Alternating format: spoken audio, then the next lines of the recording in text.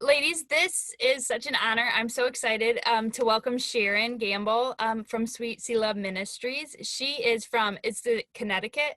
New Hampshire. New Hampshire. Okay. I knew it was north. North. Yeah, from New Hampshire. But like I had mentioned in prayer, she is definitely our sister in Christ, and we're so happy to have her here. She just has a sweet heart, and as I was able to pray with her and speak with her a few times before this, this message is just so personal and sweet, and she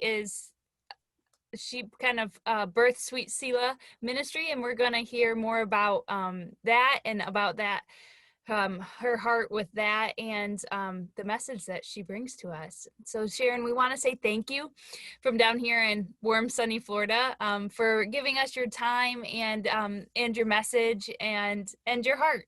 So we welcome it, and we're so thankful for you to be here. Well, this is fun. I've got my own mug here so that I can sip my tea while I'm talking to you. I'm sitting on my comfortable couch. My dog's right around the corner. You might see her climb up here a time or three. If I try to block her out, she scratches on the door and she's more annoying. So if you see her up here, she's 13 pounds and her name is Bella. You can just sort of wave at her. Well, we're talking tonight about finding stillness through Christ in a busy world. And so we're going to start. I need you to make some check marks on your piece of paper or on your hands or somewhere, just keep a mental record of it. We're going to talk, before we talk about stillness, we're going to understand why we're busy. Because there are a whole lot of things that most women have to do. It's not like optional. So we don't want to start by just, thinking everybody has 17 hours a day to just sort of lull about and read the Bible and listen to praise and worship music. You've got other stuffs going on as well. So I'm going to share some of my stuff with you. And if you share what I do, I want you to make a check. I want to see how many checks you get. All right. Okay. This is the first thing that I have ended up responsible for in my family. I buy the medicine. I make the doctor's appointments. I make the dentist appointments. And if I don't do it, we don't have it. So if you are in charge of doctor stuff, check mark. Okay, that's one. All right. I also do most of the grocery shopping. I have like this magnet thing that goes on my fridge, and this is the coolest pen. Have you ever seen one of these? It just pops on your fridge and you can write your little grocery list, and I get very, very upset if people remove my pen. I now have an extra one. But I'm in charge of the grocery shopping. If you're in charge of grocery shopping, put a little check mark there. Next one. I don't do all the cooking, but I do most of it. My husband grills some, but I'm the chief cooker. If you're the chief cooker, or even if you're just an occasional cooker, that takes time. And people like to eat. It's just the way it is. So it's not like you can not feed people. That's sort of important. But on top of that, I have dietary restrictions. So everything I buy has to have no salt because I have Meniere's disease. And I'm also on a diet. So the fruit, oh, wow. I just grabbed this. Look at it. I'm not eating this one. I grabbed it like that where it looked nice. Anyways, I have to buy lots of fruit and hopefully not moldy fruit. Wow, that was weird. So if you have to cook for somebody with a special need in eating, you get an extra check for that because that's more complicated. Like I can't have Campbell's soup anymore. It's really sad. If I want soup, I have to make it from scratch. Just the way it is. Okay, so that's another thing. Then there's the cleaning. Do you clean? And do you struggle like I do between getting Simply Green, which is organically good for everything, or wanting the Clorox to make sure the germs are gone? So not only do I clean, but I agonize at the grocery store about what I ought to buy, which takes more time.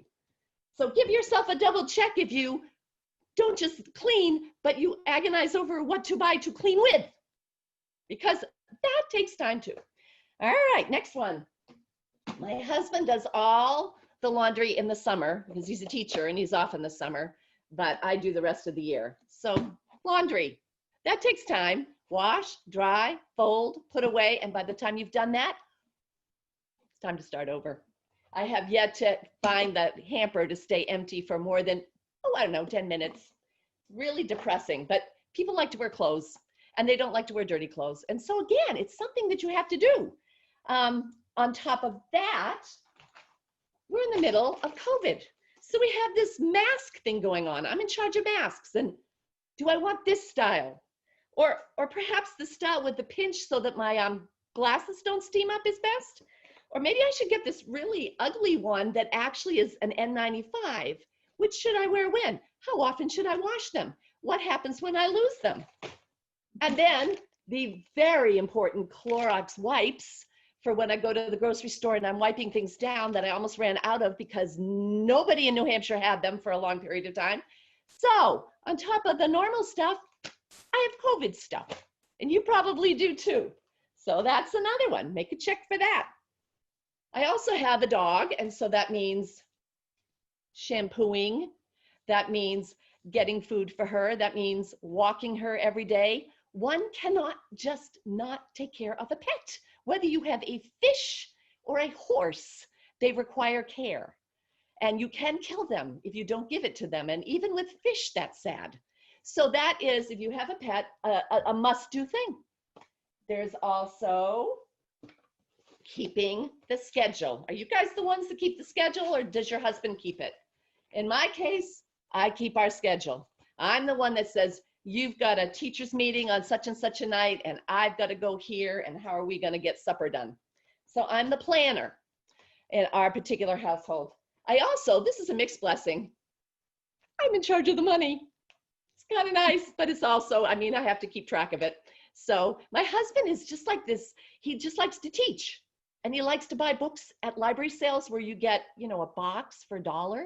So like every 6 months he says, do you have $10 that I could have? So I'm in charge of money. It's rather nice. Okay, but I still have to be careful. Children, I've got a lot of you have children. I do not have children in the home anymore. Catherine's 2 are in Florida and the other 4 are in the Netherlands. But that does not mean that I don't have child responsibilities. I need to read to my grandchildren over Marco Polo. I need to send them birthday cards and birthday presents. And when they're potty training, even in the middle of conferences, sometimes they call me up to tell me what they did. And I need to stop what I'm doing and applaud them. That's what a Nina does, right? So if you have any kind of child thing in your life, check that off, because children can also not be ignored. All this stillness we want, we still have to take care of our children. Well, here's one. This is my husband. Husbands need time too. When he comes home from school, he wants to tell me how awful the technology was, often for a long period of time. And I need to listen because I love him and because I'm his helpmeet. But it takes time to love a husband. Husband responsibilities, if you have one. Almost done. Also, I want to educate myself. I don't know about you, but with racism, I just finished this wonderful book, The Warmth of Other Suns, to try to learn more. And I'm a mentor, so I read books on mentoring. If you are trying to educate yourself on politicians or on COVID or on racism or any of the issues of the day, give yourself a check mark, because that takes time. Look at the size of this thing. Woo! It was worth every page. It was awesome. But it was more things that I had to do. I also am the one that decorates my home. And I put little cutie things all over the place. My husband would not notice and wouldn't do it. So in our home, I'm the decorator. And then, let's not forget, I have a job. I'm a writer. This is my first book. And this is the advanced copy of my second book, which comes out in November. And I run a podcast and I do stuff with my job. So if you have a job outside of job, what I just showed everybody was a huge job, give yourself a check mark for that. And last of all, there's the personal care. I have this thing about my dentist. When I first started going to him, he said to me, "You are brushing your teeth too hard. You've got, you're wearing away the gums. So he said, just gently go over your teeth. And I would gently go over my teeth. And the next time I came, he didn't like that either. So he and I have gone round and round about how to properly brush teeth. And I am 62. You would think I knew this. And then on top of that, there's the flossing. And on top of that, there's the Listerine, because we are in a time of pandemic and I want, to get rid of all the germs. That's just your teeth. How about your face? Where are you supposed to put on all these fancy masks to look a certain way so your skin stays youthful, and the hair stuff you have to do. And evidently you're supposed to take care of your feet, but I have never gotten there. My feet just have to make it on their own. I don't have time for feet. So count up. How many check marks do you have? If you've got more than 10, just flash your hands at me. Yeah. So as I talk to you tonight about finding stillness, I am well aware that all of us have things that need to be done. All of us do. So we're going to talk about how in the world we find that stillness when we're busy with good stuff like flossing. So I want to read you a very familiar passage. It's on Mary and Martha. I'm sure you're familiar with them. And just listen and have some sympathy for Martha, and then we'll talk about Mary. As Jesus and the disciples continued on their way to Jerusalem, they came to a certain village where a woman named Martha welcomed him into her home. Her sister Mary sat at the Lord's feet listening to what he taught. But Martha was distracted by the big dinner she was preparing. She came to Jesus and said, "Lord, doesn't it seem unfair to you that my sister just sits here while I do all the work? Tell her to come and help me." But the Lord said to her, "My dear Martha, you are worried and upset over all these details. There is only one thing worth being concerned about. Mary has discovered it, and it will not be taken from her." This is one of many stories where we're sort of taken aback by Jesus' insistence that we stop. Because if you had the Son of God coming to dinner with 12 of his disciples, would you not want to have it look nice? Right? I mean, it seems so obvious that Martha should have been busy. And I think this is exactly why this story is in the Bible. Because even though it seems obvious, God wants us to know that if we don't stop and be with him, even in the midst of busy, we will never stop. We just won't. Mary chose the one thing to be concerned about, and that was the fact that the Son of God was in her house and speaking. What? God with skin on in your living room? It's not the time. It's not the time to make a fancy dinner and show him how good you can cook. It's the time to listen. And furthermore, just a few chapters before this particular story, Jesus had taken 2 fish and 5 loaves of bread and fed over 5,000 people. So it wasn't like Jesus couldn't have taken care of the food, right? So even though it makes sense that Martha wanted to do what she did, there's something more important than that. In fact, there's nothing more important than meeting with God. It just isn't. And if we wait till the work is done, we'll never meet with him. We won't. Somehow we have to find a way to make ourselves stop right in the middle and believe that the world will continue to spin while we spend some time with him. Mary was able to do that day, and she was blessed because of it. We have still the opportunity to meet with God in our living room every day by opening the Bible, by praying. We do. And yet how often Life keeps going, the laundry keeps spilling, the cooking needs to be done, the dog needs to be let out, the child is screaming. How often it's hard to find that time. We're going to talk about how to find the time today. So Jesus very specifically tells us that he is the place of rest. One of my favorite verses is in Matthew 11:28. Probably because I'm kind of a busy type and I need to hear this. It's Matthew 11:28 through 30. Then Jesus said, "Come to me, all you who are weary and carry heavy burdens, I will give you rest. Take my yoke upon you. Let me teach you, because I am humble and gentle at heart, and you will find rest for your souls. For my yoke is easy to bear, and the burden I give you is light." First, we come to him, then we can do the work of the day. I have found that to be true over and over again. Even if I only have a squeezy bit of time to give him, if I start the day saying, "I need you, God," he shares my burdens for the day. But if I just plunge right in thinking that I can do it myself, I am in deep trouble because I can't do it myself. So just want to stop for a minute and ask you guys a question. So if you want to answer, Kelsey, do you have the ability to just unmute a person who waves, or should you just unmute everybody?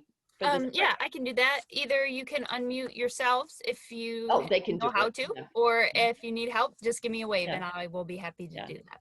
Okay, so here's my question, and it's a good one. What keeps you or keeps a woman from stopping? What are some of the things that can keep you from stopping?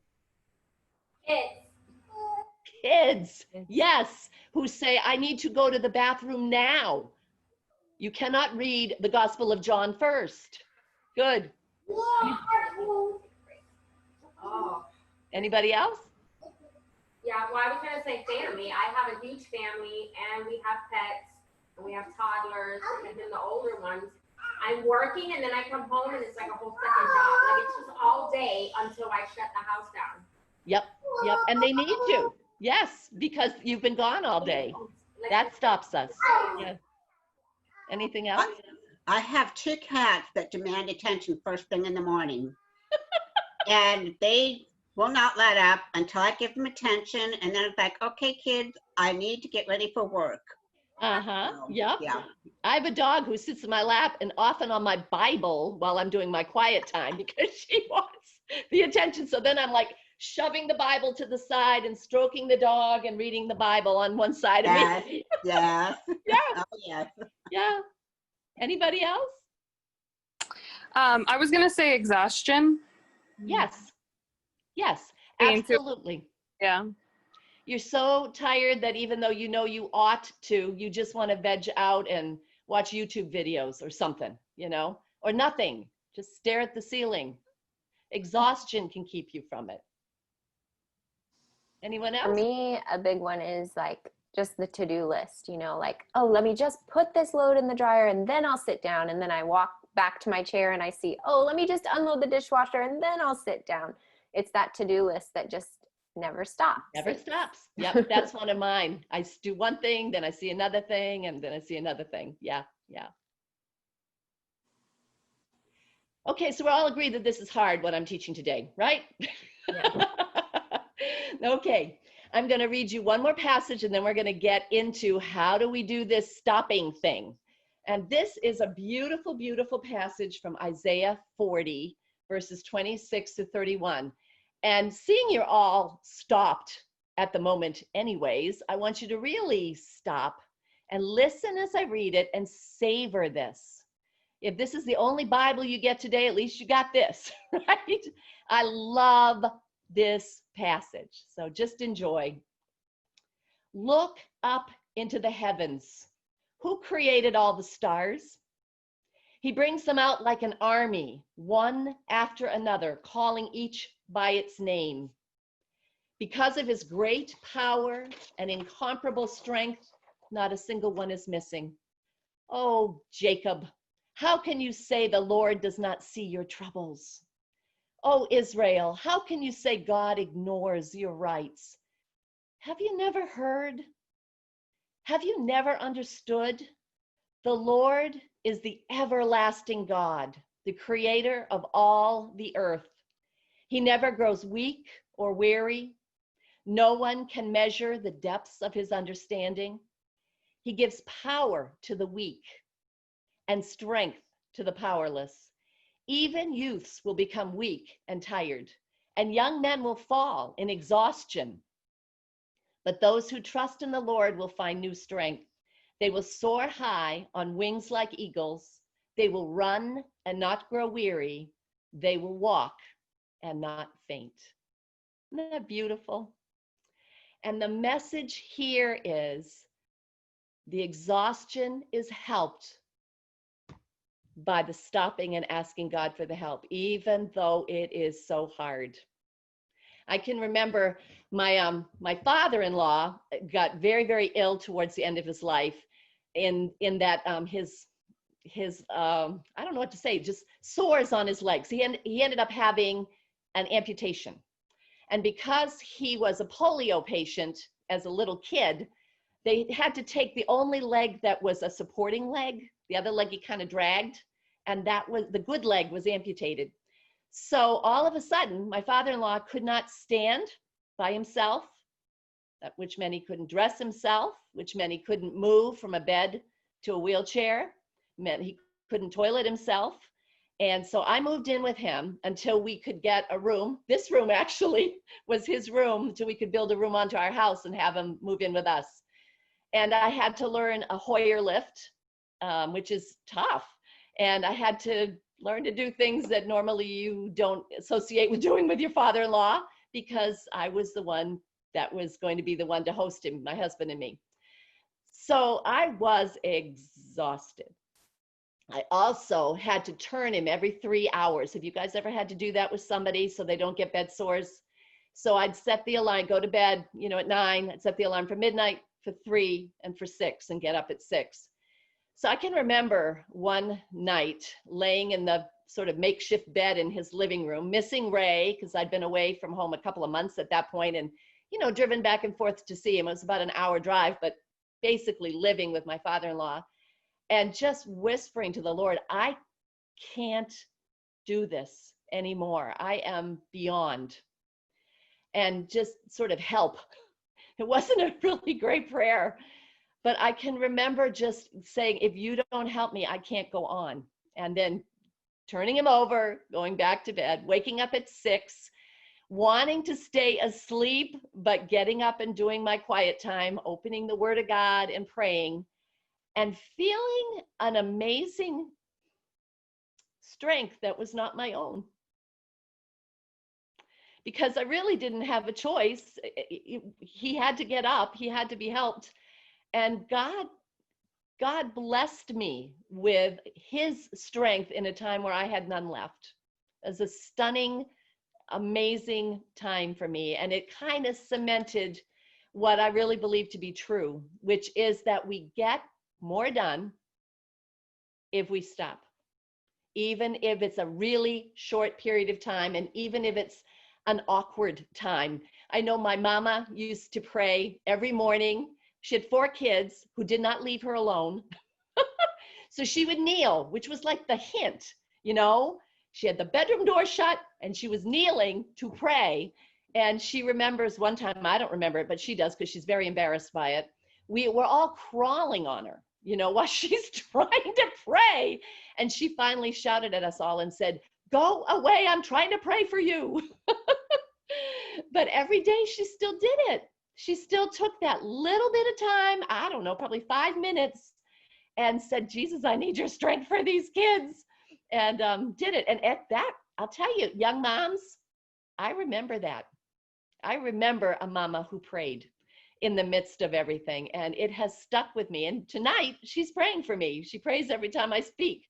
So I still have a mama who prays, but I saw that rhythm right in the middle of the busyness, and it was impressive. I've got a book I want to show you, 2 books actually. This first book is called The Rest of God by Mark Buchanan. It's the book that launched me into this idea of resting. Mark Buchanan talks about how God from the very beginning said, work for 6 days and rest on the seventh. And then he talks about how people mess with it and make it so legalistic it's exhausting to rest the way legalism does it. And he talks about the joy and being given permission 1 day a week to only do what you have to, like feed the kids and change their diapers, but not doing the things you don't have to, like the laundry or maybe even the dishes. So this really helped me understand that rest is a gift. It's a gift. It's something God planned from the beginning for us to have. And even in America, where somehow we only feel like we're successful if we're busy all the time, God says, no, you rest. The other book is an excellent book written by a doctor, Dr. Sandra Dalton Smith, a medical doctor, called Sacred Rest.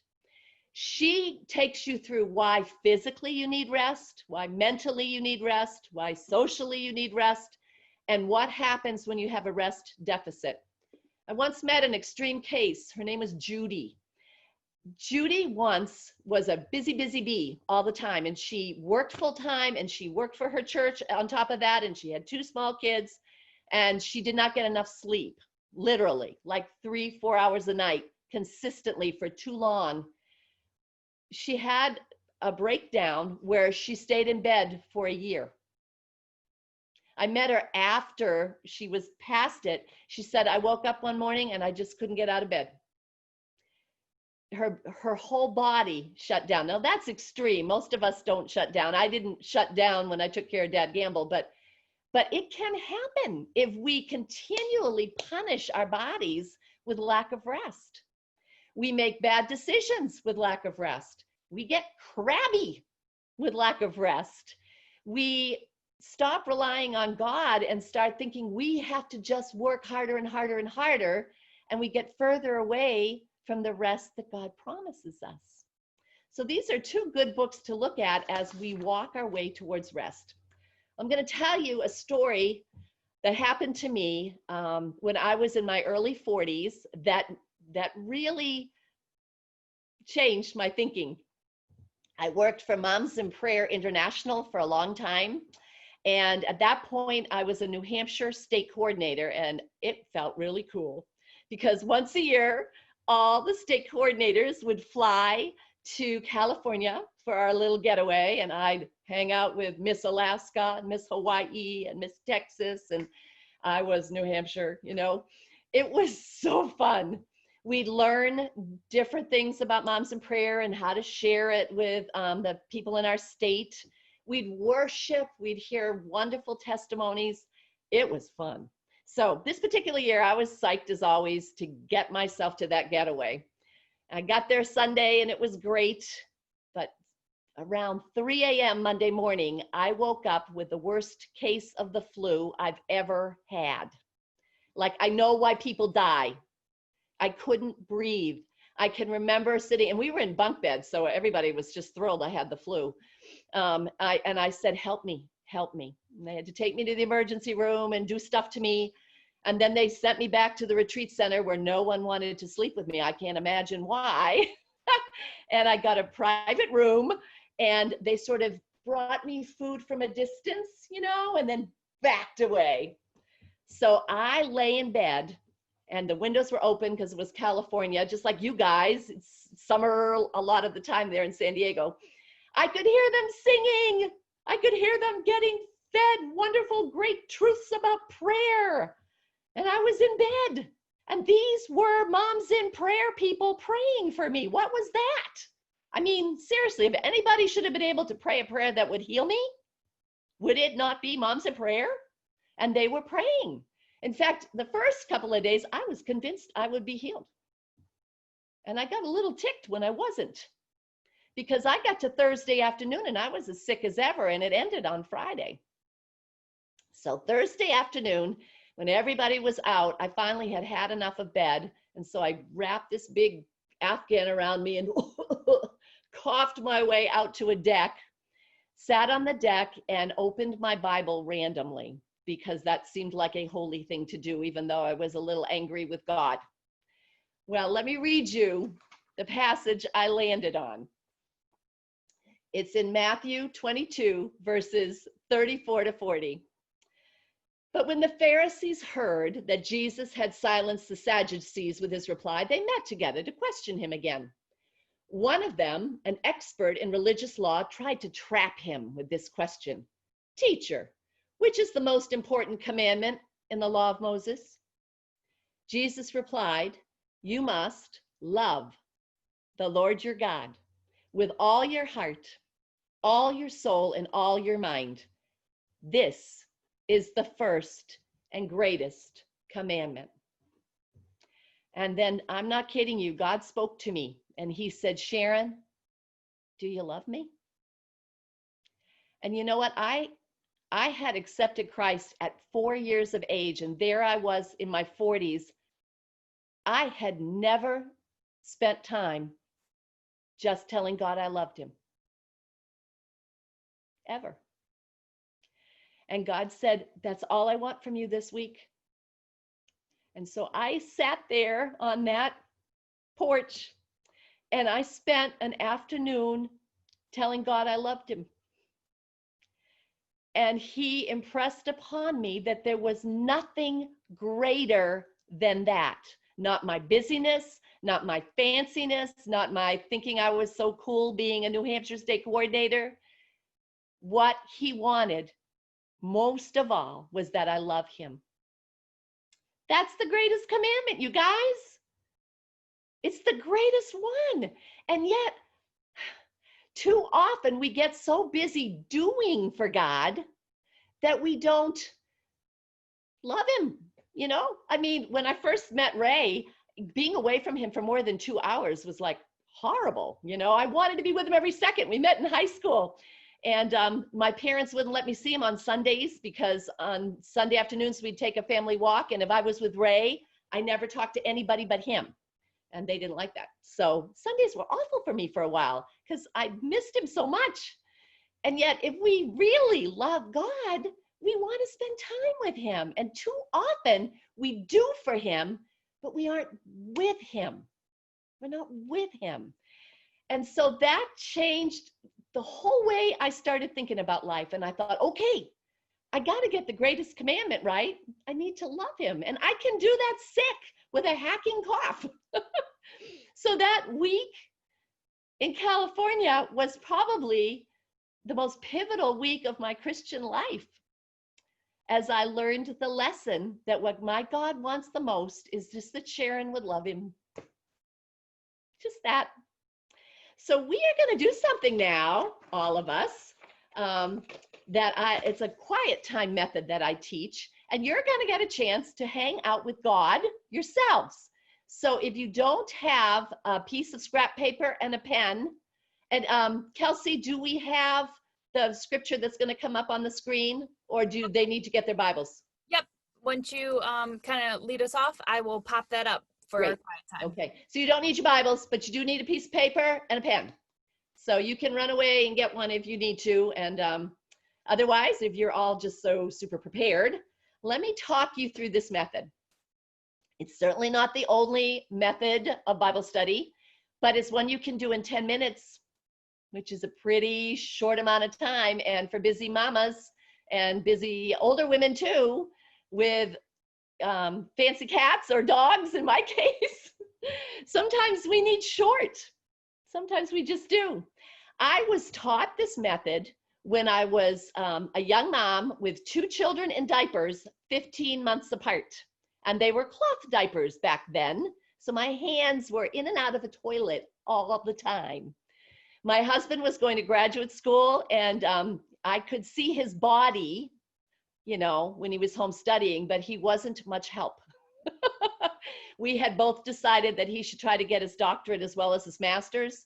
And it sounded noble until I realized that meant that I was getting no help. And by then it was too late. So it was not the time to start any kind of quiet time, right? I mean, 2 kids in diapers, tiny. The 15-month-old walking around, stepping in dog water and getting into trouble all the time. So, but But she taught me the method and she gave me a challenge, and I'm giving the challenge to you, and it comes with a present. She said, Sharon, if you can do 21 days in a row of this 10-minute method, I'm not taking you out to eat though. I'll tell you, I'm giving you a present, but she said she'd take me out to eat and pay for the babysitter. Oh yeah, I was all about that. I was a little bit lonely. I had just moved to the area because Ray was in grad school in UMass. And so I'm like, right, gotta do it. So I could not do this quiet time first thing in the morning because I had an infant that needed to be fed.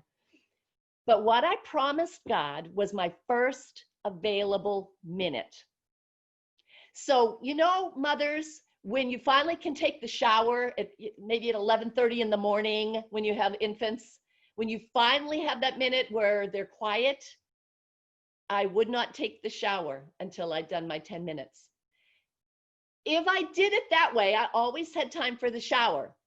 If I took the shower first, Kelly, I'd be in the bathroom and I'd get out of the shower and I noticed the sink needed cleaning. And then I'd remember that I need, you know what I mean? Just exactly, I'm like, I live your life, the same thing. So I had to do it first. So I gave him first available minute. I got to day 19 and I missed. I had to start over.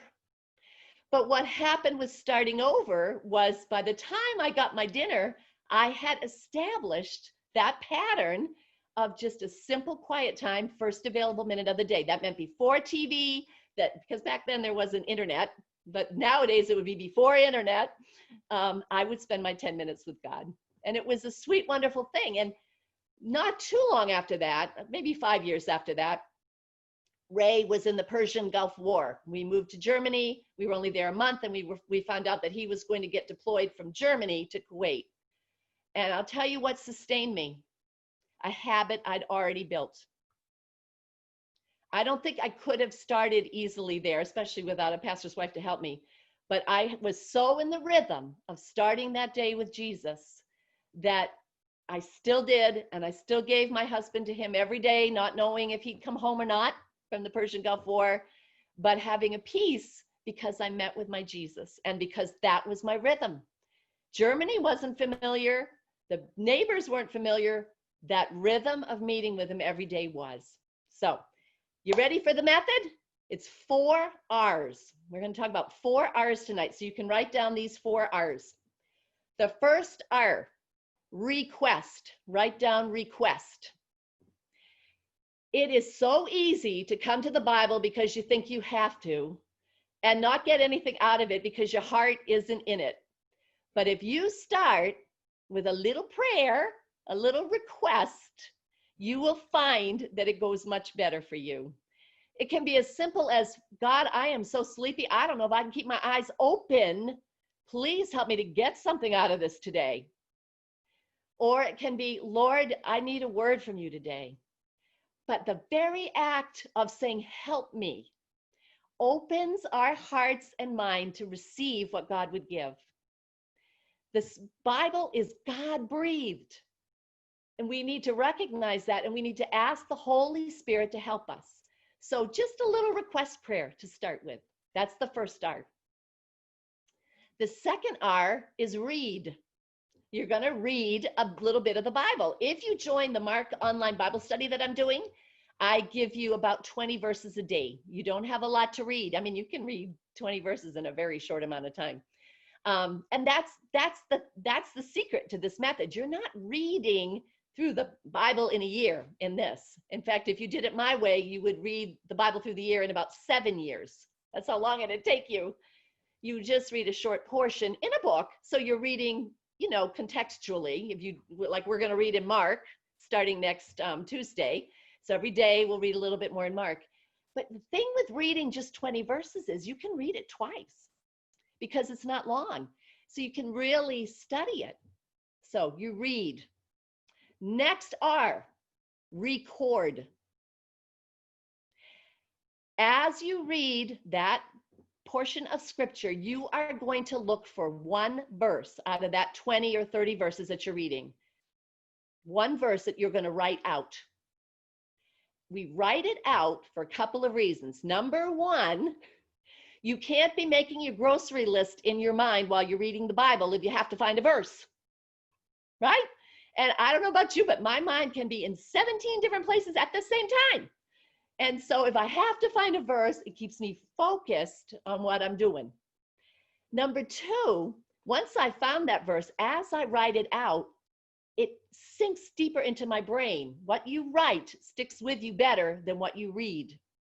So, and it can be, I don't understand this verse, Lord. You know, I'm writing this down, but it's confusing to me kind of thing. Or it can be a verse that just gets you, you know. If I can't find a verse, I close my eyes and point and write a verse down. I always write a verse, but almost every day, God gives me a verse. And the verse today was so perfect. I'm in Proverbs right now, and it said, do not eat too much honey. And I'm on a diet. I'm doing Noom, and I've lost 23 pounds, so it's going well. And I thought, oh, even in the Bible, I'm not supposed to eat too much. Oh. Because obviously I had been for quite a while. So it was just fun. And I wrote God a cute little note about how fun it was to read that verse. Because the fourth R is respond. After you've recorded that verse, you don't just go, right, got my verse, shut the Bible, and then decide that you're just going to ask him for whatever you need. We're going to have a conversation with God about it. For example, let me choose someone. I'll choose Susan. Susan, if I were to tell you that I am really hoping I can come to Florida in February to see Catherine and the grandchildren, but I don't know because of COVID if I can come, and I'm talking to you about that. A polite response, and Susan, I believe you would be polite, would be to say, oh, Sharon, I hope you can come, right? Mm-hmm. But what if Susan, who would never do this, you would never do this, Susan, but what if Susan said, you know what, my left toe has been bothering me for like a month, and I've got to go to the doctor about it? I would be a little offended because I had started a conversation about my going to Florida, right? And so the polite thing to do is to at least talk a little bit about Florida before we get to the left toe. That's how conversations work. But how weird is it that we read what God wrote to us and we don't talk to him about it? We just move on. Once we've recorded that verse, we write to him about the verse, like I did today over the honey. And it doesn't have to be like 5 pages. It can be this much. And today it was short. And I just said, oh, Father, this makes me chuckle. I have eaten too much for too long. And here you're telling me if I'd ever read this proverb, don't eat too much honey or other stuff. Thank you for the reminder. I think this will be my Noom verse, I told him. So God and I had a little chat. And that was it. And we were done. So what happened in those 10 minutes? I told him I needed him in that requesting prayer. I opened his living word where God speaks. He did speak and showed me a verse, and I responded to him.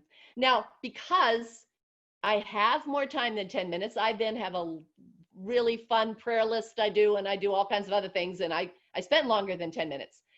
But the key to this method is 10 minutes. And then if you have time, go longer. Too many people sabotage a quiet time by thinking it has to be too long. You know, if you're really going to be good at it, you've got to do these 17,000 things. And then if you can't do the 17,000 things, you do nothing. We sabotage ourselves. If you say to yourselves, good heavens, I scroll on Facebook longer than 10 minutes. I can do 10 minutes. And you start with that, one or two things will happen. You'll either only have 10 minutes and you'll be done, or you'll just settle into it and you'll spend longer. So guess what? We're about to do it. There's nothing like actually trying this out. So Kelsey, in just a minute, I'll tell you when Kelsey is going to put up Psalm 46, and you are going to read it through twice, and I'm going to time us for 10 minutes. So for 10 minutes, I won't be talking. And you're going to write the verse you chose and then a little response to God. And then I'm going to ask you what verse you chose. So that's your assignment. And if you absolutely don't like talking, just shake your head at me and I won't make you talk, I promise. Because that's awkward. if you really don't want me to talk to you. So, but hopefully most of you will be willing to share your verse. So let me request, but then I want you to request as well. But let me request as we begin, okay? Lord God, I just thank you for your living word. Oh, Father, you say it's God breathed, and I believe you. So I ask that for every single one of us, you would show us something from this psalm that you would have us learn or glean tonight. In Jesus' name, amen.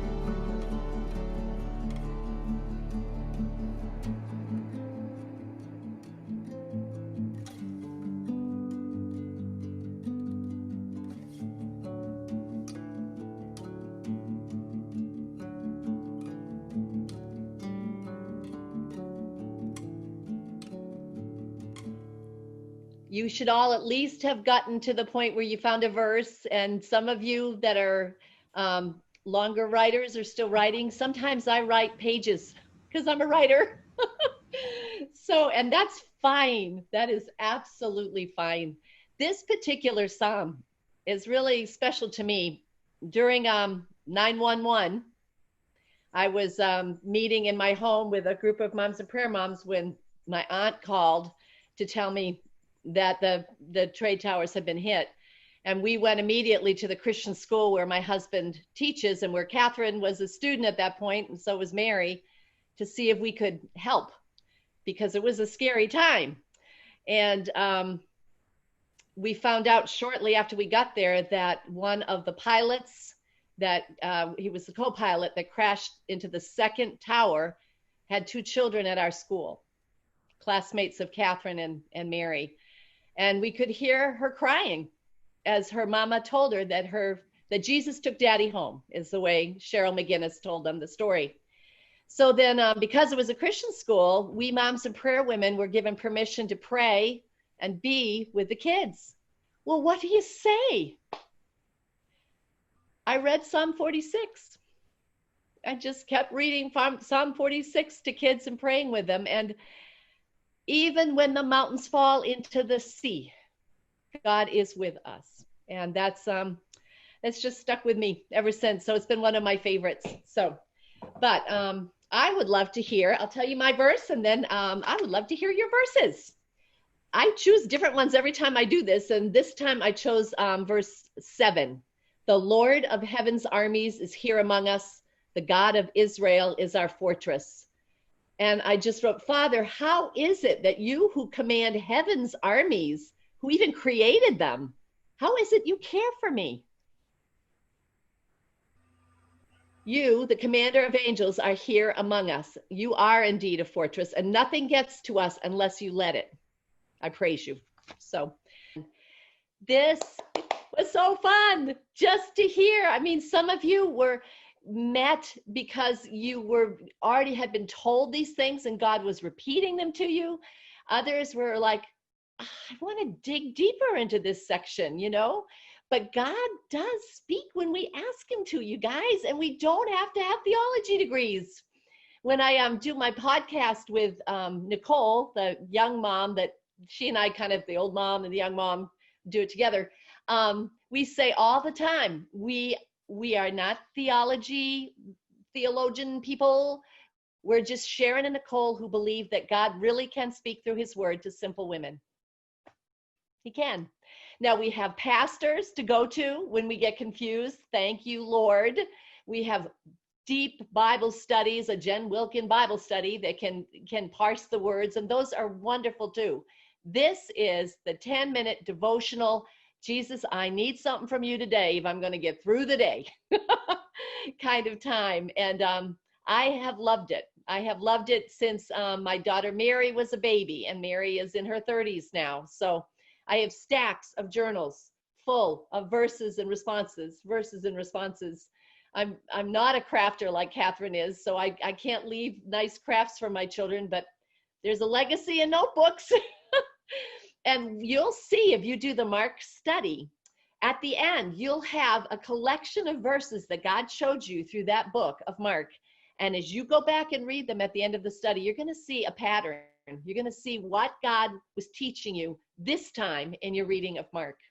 It's a really fun thing to do. And so I'm going to conclude by just telling you the 2 ways that you can join the study. If you're a Facebooker and you like interaction, you can join by, first of all, searching for @Sweet Selah Ministries. And that's my Sweet Selah Ministries Facebook page. And from there, go to groups and ask to join the group, Seeking Jesus. You can also join just by going to my website. My website is sweetselah.org. And across the top are all these little, buttons you can push. You want to push the Seeking Jesus button. And that's more passive. I tell you what to read every day. I come on with little videos and my thoughts, but there's no interaction. If you're on the Facebook one, it's more interactive. You don't have to interact, but we often share our verses and kind of, there's like a thread oh, that's the verse I chose too, and this is why, that kind of thing. So far, we have 79 women signed up. We usually get well over 100, although a lot sign up in the first couple of days because once somebody likes it, they invite their friends, and then we get more.